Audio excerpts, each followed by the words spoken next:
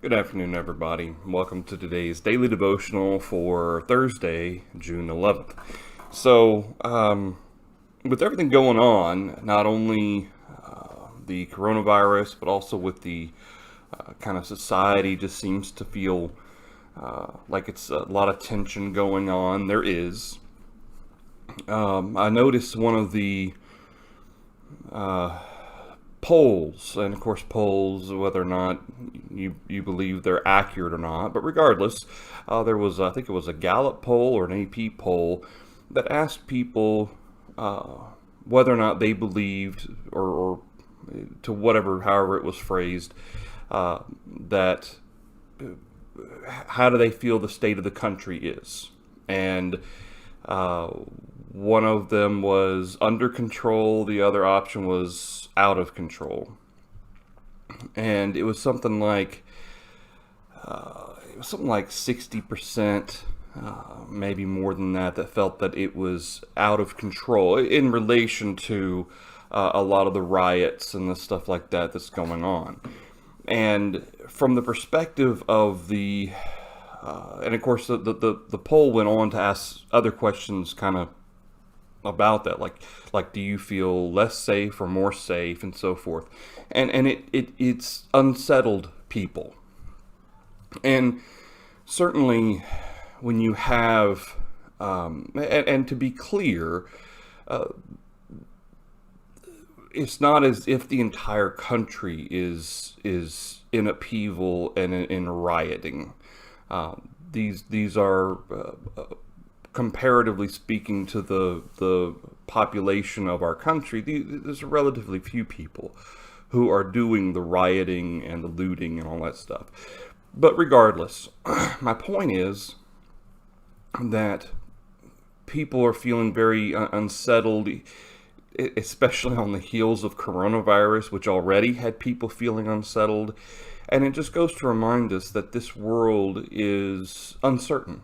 And it goes to remind us that with everything that happens in this world, that we have no control. And there's only one thing that we do have control over, and that's us. And that's our attitude, and it's our conduct. And so, excuse me, I was thinking about our character as Christians, and how that our home being in heaven, our character has to remain consistent, or as consistent as we possibly can. It's hard to be consistent as human beings, but that's kind of the nature of our call in Christ Jesus, is to be consistent in our character of faith and applying it. So Romans chapter 12 is perhaps one of the, at least in terms of concise, kind of laid out, Romans 12 is a chapter of character. From Paul to the Romans.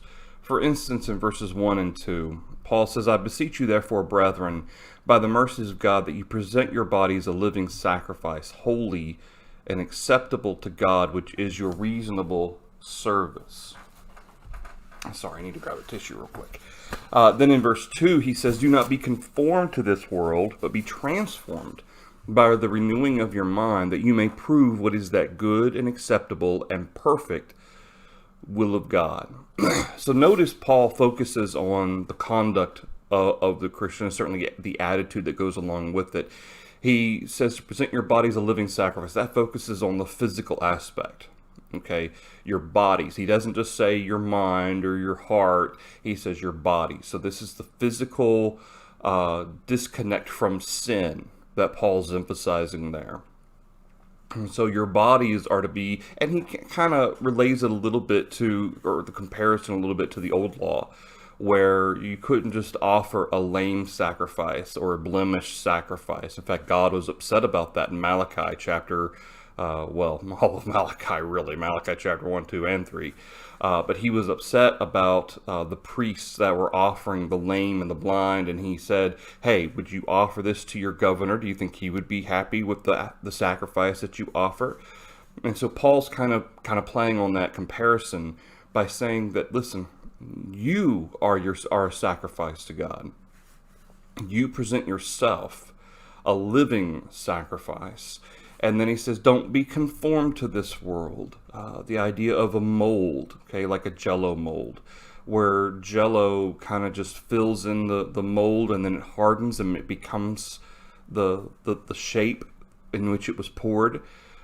Well, don't be conformed to this world. Don't be like everyone else, especially when it comes to those who are contrary to the character and the conduct of what a Christian is supposed to be. But be transformed by the renewing of your mind. Well, how do we renew our mind? Well, we renew our mind by understanding the will of God. That's how we do that. Be transformed by the renewing of your mind. So Paul goes on to say, he describes miraculous gifts in verses 6 on through verse 8.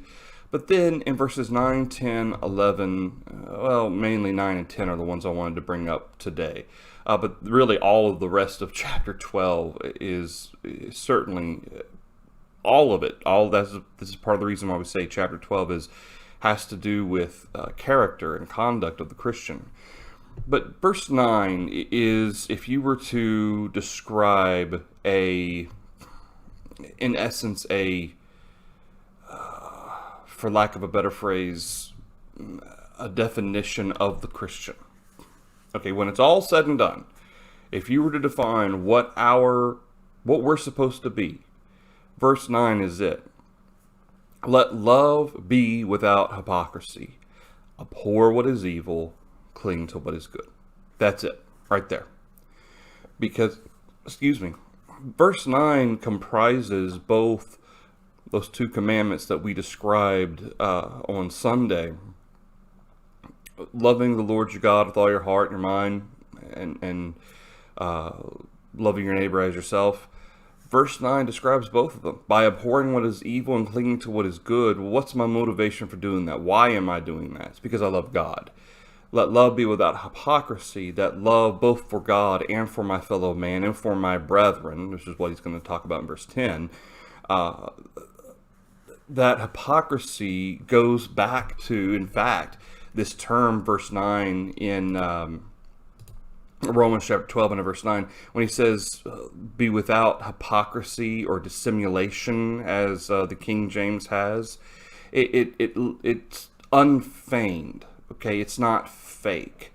And in that sincerity of love, as he describes in verse 9, the idea of hypocrisy is saying one thing and doing another, or saying one thing to one person and then saying something opposite or contradictory to another, or doing one thing for one but then not doing it for another. That kind of hypocrisy when it comes to love, and this is verse 9, you are to love one another, love God, obviously. That lack of hypocrisy, meaning the sincerity, the purity of that love, means I treat each other the same, or I treat everyone the same. Abhorring what is evil, not who is evil. Okay, notice that that's not what Paul says. We abhor what is evil. We abhor sin. We abhor sinful conduct. We abhor sinful thoughts.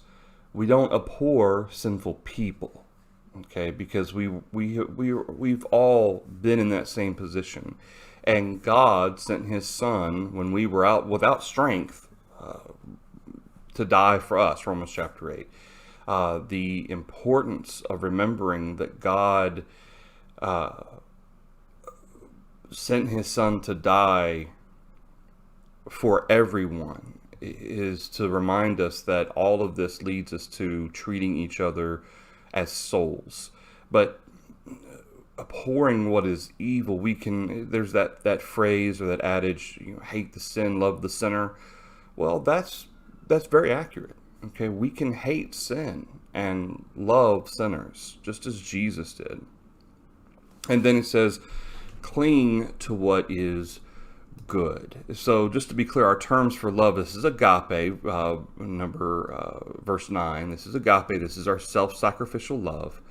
Abhorring what is evil is to detest, obviously. Cleave, cling. You hold as if you don't want to give up. You don't want to yield it. Notice how Strong's defines this term: to glue, to stick. I love that definition. And then notice, cling to that which is good. We talked yesterday about kalos and agathos, and I bring that up on a fairly regular occasion. Notice this term. This is kalos. Cling to what is, or I'm sorry, this is agathos. Cling to what is good. Verse 9. So this phrase in verse 9, when he says cleave or cling, glue to that which is good, abhor what is evil, cling to what is good, within the context of character, and especially in the context of how we treat one another because of our character. Isn't it interesting that Paul brings up the fact that we are to cling or be glued to that which is beneficial? Again, kalos is beautiful, agathos is beneficial, but they're both sides of the same coin. That's why it's translated good. But you cling to that which is beneficially beautiful. Okay? That aspect of it illustrates the fact that we are to, for instance, being created for good works, but Titus, there we go, Titus chapter 3. How often Paul brings up the fact that we are to Paul tells Titus to remind the saints that the saints are to be committed to good works. Throughout that text, those terms of the context of it is about having good works shown to other people for the benefit of them coming to the cause of Christ, coming to the knowledge of Christ, seeing the character of people. In fact, in that context, Paul even brings up the fact that we were once lost too. And just as we were given the opportunity to receive forgiveness of sins, they should as well. And so here in Romans chapter 12, verse 9, we cling to that which will help others. And that's part of our context of verse 10, be kindly affectionate to one another, brotherly love, and honor, giving preference to one another.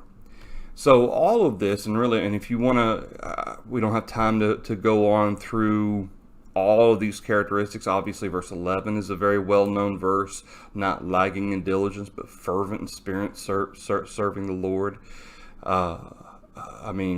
As much as, if it is possible, as much as depends on you, live peaceably with all men. All of these, this is part of the reason why chapter 12 is such an important chapter in reminding us of our character and our conduct with other people, and certainly in our service to God.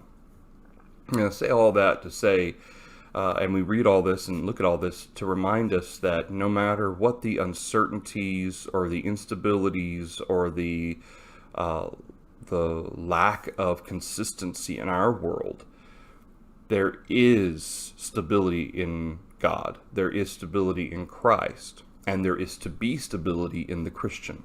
There is to be consistency.